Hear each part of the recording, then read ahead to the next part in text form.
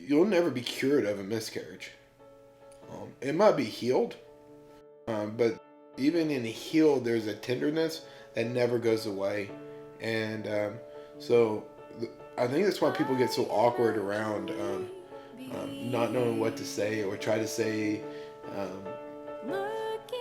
inspired stuff to people that have, because there's really not a earthly answer for it. Knew it all along that we would get along. Now you are all I'm seeing, dear. As I'm walking on the clouds, I lose all fear, for I hear the words you're saying with your eyes. So watch your forehead. Ooh, I love you. Oh, I do. Ooh, I love you.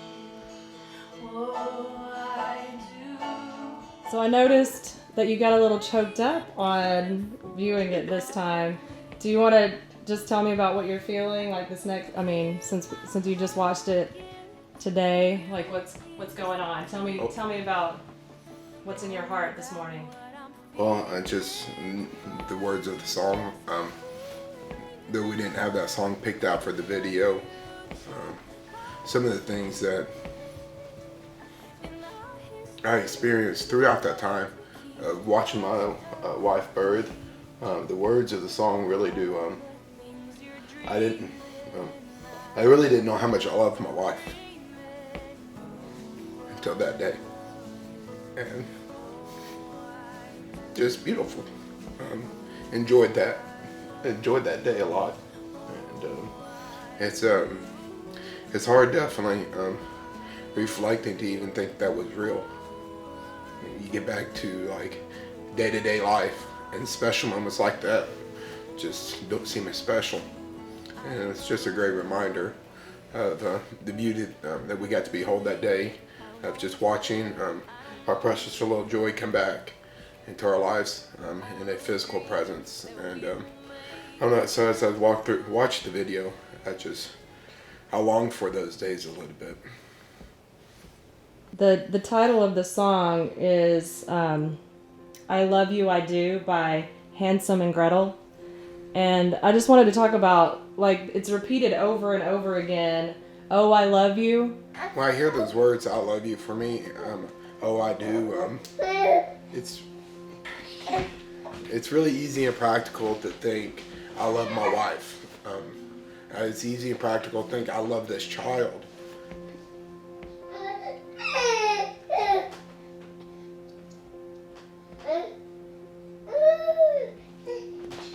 But what breaks my heart, it gives me an opportunity to love my wife, is that I know I'm loved, and that song is being sung to me. And throughout the birthing process, which was 72 hours, the only thing that kept me awake was something from above. And every counter pressure, every time I'm just trying to enter my wife's pain, I believe that the only way I got to do that is because love was being poured out. And so, for us, we had 2 other pregnancies. And to know that that same song was being sung over those babies, even though we never got to hold them. So I could go on and on about how I see love and how love was so real to me that day. But yeah, I believe we have a very much loving marriage. We love each other ferociously. We pursue each other. We love our child, but we do believe that was a gift from above. And so you can't go through the birthing experience and not be in awe of love itself. And there's many parents who've experienced loss time and time again. And, you know, now we have the rainbow baby, and Eliana was your rainbow baby. So could you speak to parents, mothers, fathers that maybe have experienced loss, and what kind of hope y'all have and what kind of hope you could give other parents? Oh man,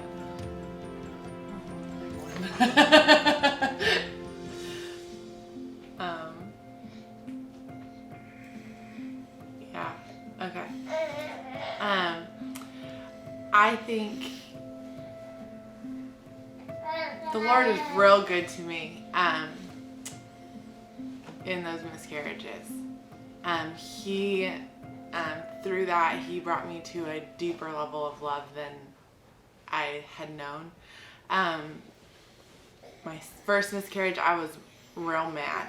I thought that was not cool of God to take my baby away. The second one, I feel like he ministered to my soul in a way that I didn't even know was possible. And the only way I could explain it was that it just felt like we were having a date. It took me a while to recover everything. It always takes me a while to recover. And so those 3 weeks after we had to have the D&C, it felt like the Lord was sitting here in this room with me, and I was having a date with him every day, and he was ministering to my soul and speaking truth to my soul over and over. And my desire was always for a baby. I always wanted a baby.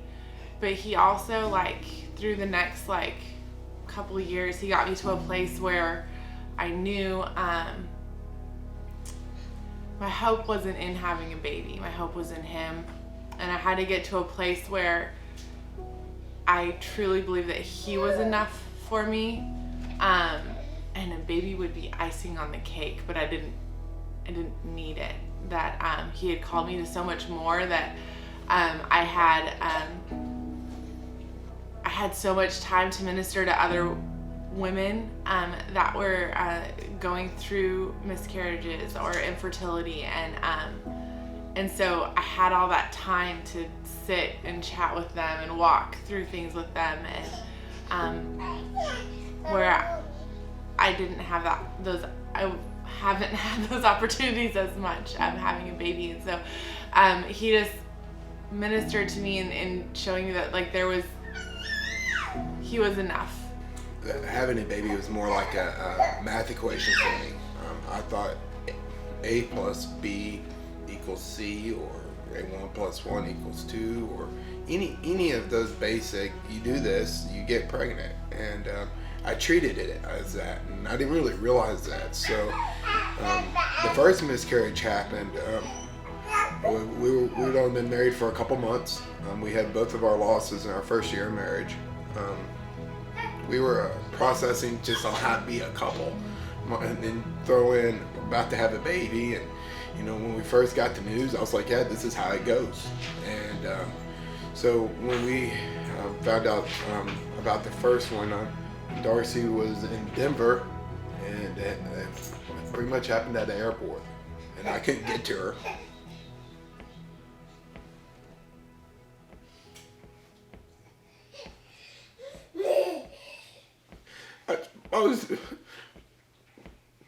I said, Fry's electronic, and all I could do is lay down on the floor.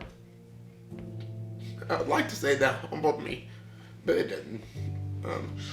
I heard the Lord speak a little bit of truth, and then I took that truth and I ran with it. I took God's truth of He's sovereign, and instead of finding comfort, I swallowed it as that's the only pill that He was trying to teach me.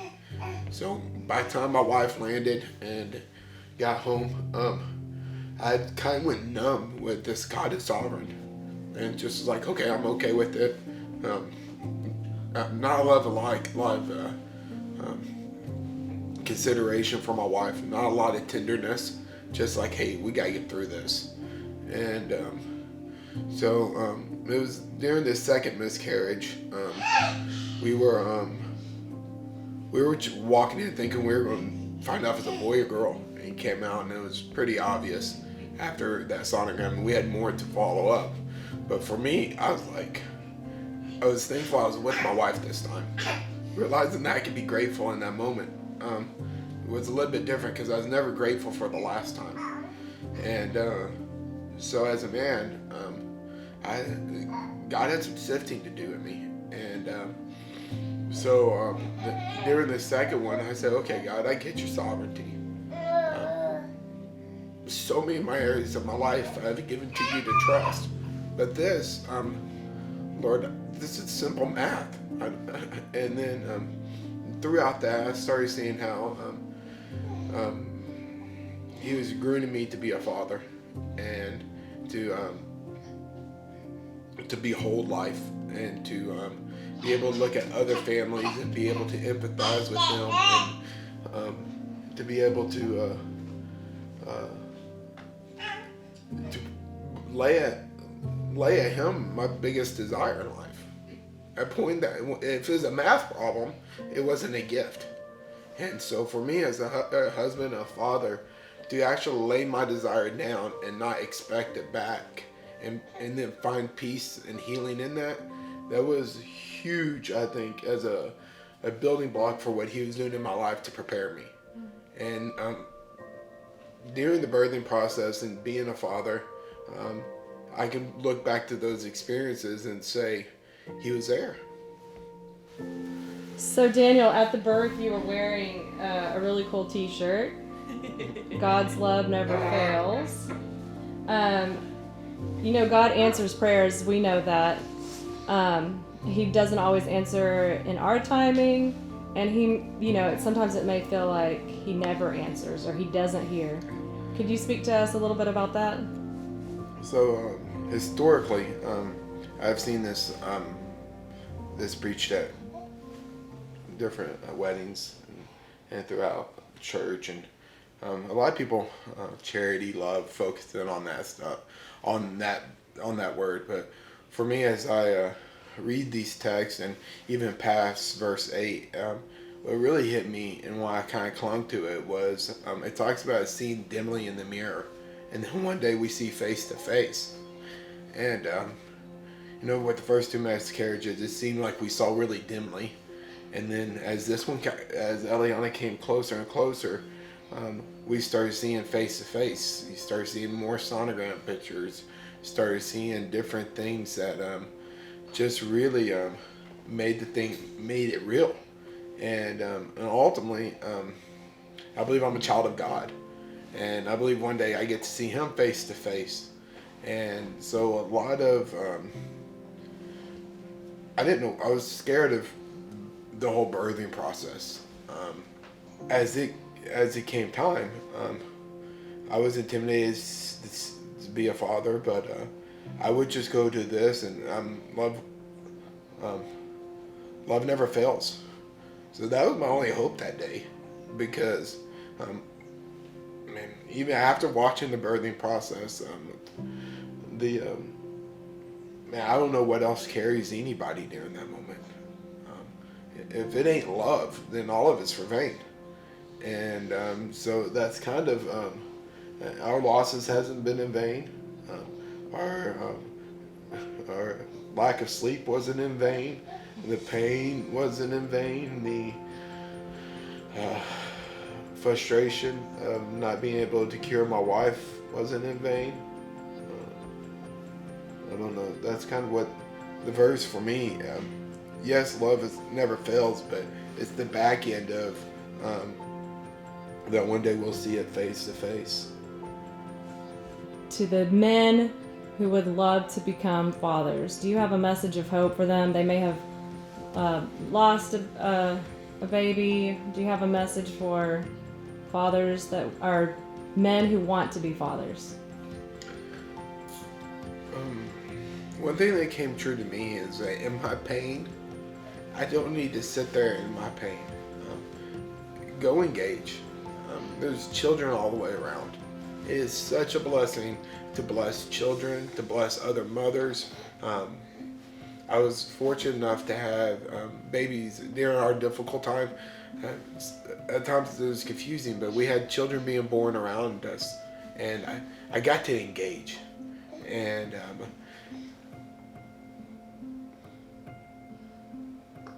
for most of my life, I wouldn't hold newborn babies. I'd put a wall up.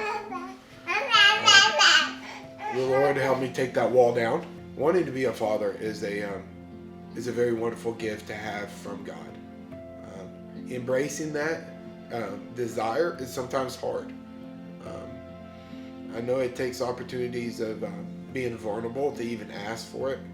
But even when our asking is not answered and we see dimly,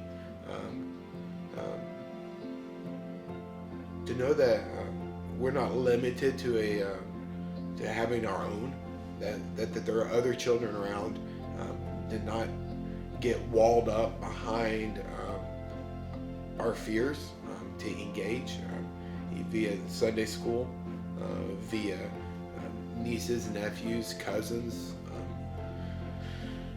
I can't speak for every man, but I know in my life I had plenty of opportunities to engage, to do what I wanted to do the most. It's not a Olympic competition where you can do this practice or do this or this to win a gold medal. The Lord will line up, in my belief, special times, in my experience, special times for me to grow. Wait for those times. You can't force the growth, but when the opportunity comes, just don't ignore it. God is the lover of all souls. He's my lover. And no matter what is said or what is done, I can trust that love from above.